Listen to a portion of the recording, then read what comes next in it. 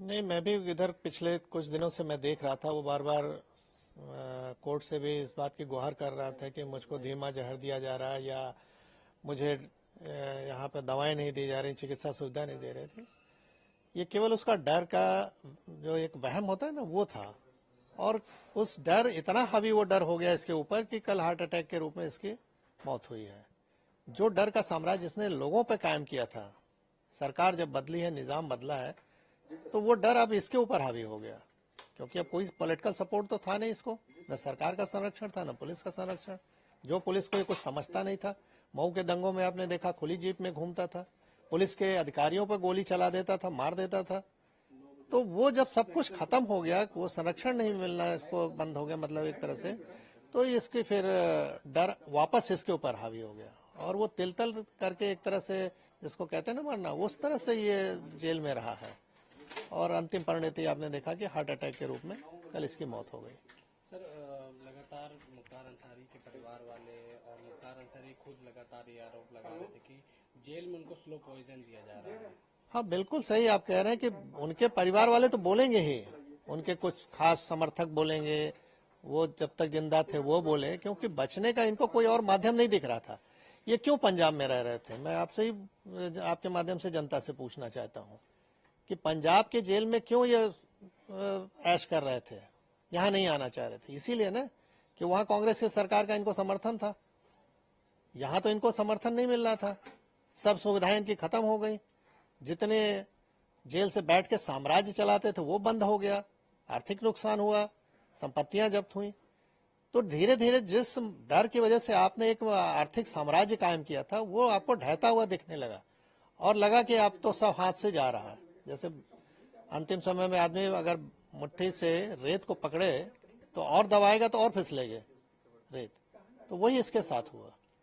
Sir, मौत के बाद देखा जाए विपक्षी पार्टियां भी जो है सवाल खड़े कर रही हैं कि बांदा जेल में मौत हुआ और तमाम सवाल खड़े कर रही हैं बांदा जेल प्रशासन पे, सरकार पे, उसको क्या लेके? देखिए, विपक्षी पार्टी इस समय चुनाव चल रहा है, तो विपक्ष पार्टी कोई मौका हाथ से नहीं जाने देगी अपने पक्ष में माहौल बनाने के लिए। तो सरकार पे तो आरोप वो लगाएगी ही, लेकिन न्यायालय इस चीज को देखेगा। न्यायालय बिना सबूत के, जैसे मैंने कहा, कि नहीं चलता है। न्यायालय के सामने सब कुछ रखा जाएगा और वो न्यायालय फिर निर्णय लेगा। हम एज ए पुलिस अधिकारी जानते हैं कि इस तरह के माफियाओं का दिल कितना बड़ा होता है, बहुत छोटा दिल होता है। ये केवल अपना एक माहौल भय का बना के, इस तरह से डरा धमका के 10 गाड़ियों का काफिला 50 नाल लेके बंदूक घूमते इसीलिए है क्योंकि ये स्वयं डरे होते हैं। तो जब वो सब भी हट जाता है, सामने कोई साथ चलने वाला नहीं है, कोई सपोर्ट नहीं है पॉलिटिकल या गवर्नमेंट का, तो वो डर फिर इन पे हावी हो जाता है और वही परिणति इनकी हुई है।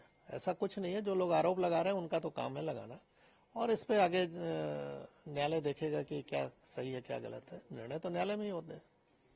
सर, आप जब शासन में थे, डिप्टी एसपी थे, तो मुख्तार अंसारी पर लगाम लगाने के लिए आपने तमाम बड़ी कार्रवाइयाँ की, कोटा भी लगाया।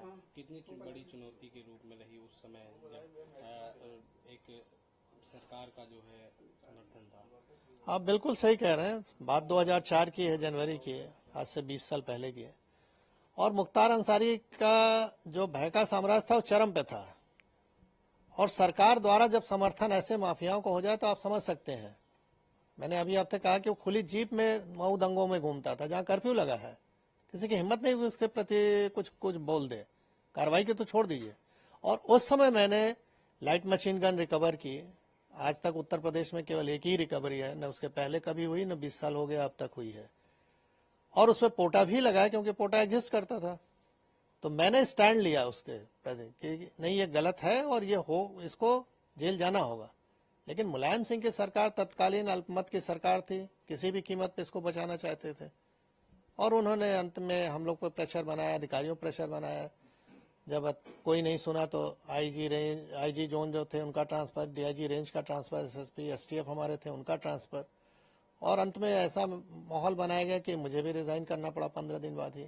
लेकिन मैंने रेजिग्नेशन में लिखा और जनता के सामने इस चीज को रखा आप लोग के माध्यम से कि देखिए, जनता पॉलिटिकल सिस्टम में आप ही ने चुना है इस सरकार को, और किस तरह की ये सरकारें चल रही हैं कि जो माफियाओं के निर्देश पे काम कर रही हैं। हम लोग चुन के आते हैं सेलेक्ट होते हैं नहीं जब, तो बोला जाता है कि आप पब्लिक सर्वेंट हैं। आम बोलचाल की भाषा में हम कहते हैं गवर्नमेंट सर्वेंट है, और हो गए हम पार्टी के एजेंट अगर काम करें जिस तरह से वो कह रहे हैं। तो ये गिरावट की स्थिति बहुत ही खतरनाक थी। धीरे धीरे इस पर लगाम लगा है। न्यायालय में अब निर्णय आने लगे हैं जो कभी नहीं आते थे, दशकों तक, 2-2 दशक तक नहीं आए, अब आ रहे हैं 3-3 दशक के बाद। तो स्थिति बदली है, नो डाउट, और उसका नतीजा आप लोग देख रहे हैं कि अपराध में अंकुश भी हो रहा है। सर क्या लगता है उस समय कितनी बड़ी चुनौतीपूर्ण रही कार्रवाई जो मुख्तार अंसारी पे आपने की, और आज जिस तरह से आपने कहा न्यायालय में निर्णय आ रहे हैं, कानून व्यवस्था जिस तरह से है, उस समय अगर वो ऐसा रहता तो क्या उस समय मुख्तार अंसारी पे कार्रवाई हो सकती थी? नहीं, स्वाभाविक है। अगर शासन प्रशासन, हम तो किसी सपोर्ट की भी उम्मीद नहीं करते थे, हम तो अपने दम पे रिकवर किया, मैंने अपनी टीम के साथ। तो हमको सपोर्ट की जरूरत नहीं है, हमको तो हम ड्यूटी है मेरी, हम कोई मेहरबानी नहीं कर रहे थे किसी पे।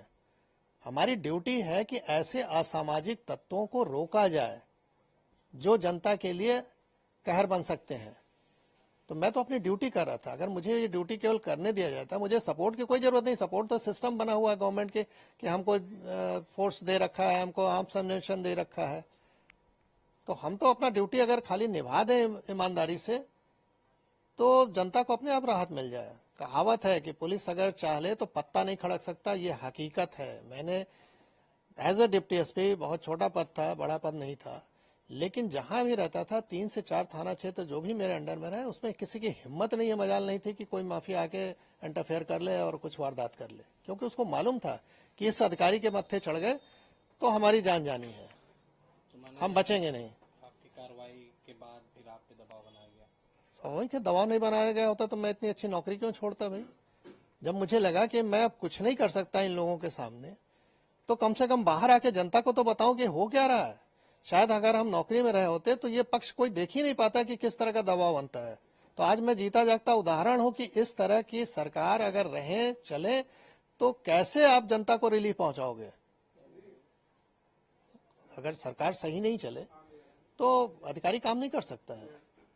तो मैं बाहर आके इस चीज को रखा, जान जोखिम पर अपने डाला, परिवार की जान जोखिम में डाला।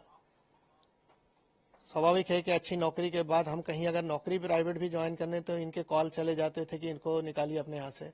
किराए का मकान नहीं मिलता था, रात में सामान कहीं लेके रख दिया तो सवेरे वहां से खाली करना पड़ता था।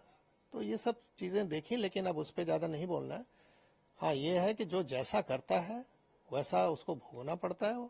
ऊपर वाले के यहाँ देर है अंधेर नहीं है। 20 साल का समय लगा, लेकिन वो अपनी मौत मरा। जो डर दूसरों पे कायम किया था वो डर उस पर हावी हो गया और अंत में हार्ट अटैक से उसकी मृत्यु हुई। सर कहा जा रहा है कि मुख्तार अंसारी की मौत पर पूर्वी उत्तर प्रदेश में बवाल हो सकता है, माहौल खराब हो सकता है। मैं एज ए जो पुलिस का अनुभव मेरे पास है, शासन प्रशासन का, मैं दावे के साथ कह सकता हूं कि कहीं कुछ नहीं होगा। इसलिए नहीं होगा कि लोगों को मालूम है कि अगर हमने कानून हाथ में लिया तो सरकार सख्त है, हम पे कार्रवाई हो जाएगी। और कोई नहीं है ये सब करना चाहता है।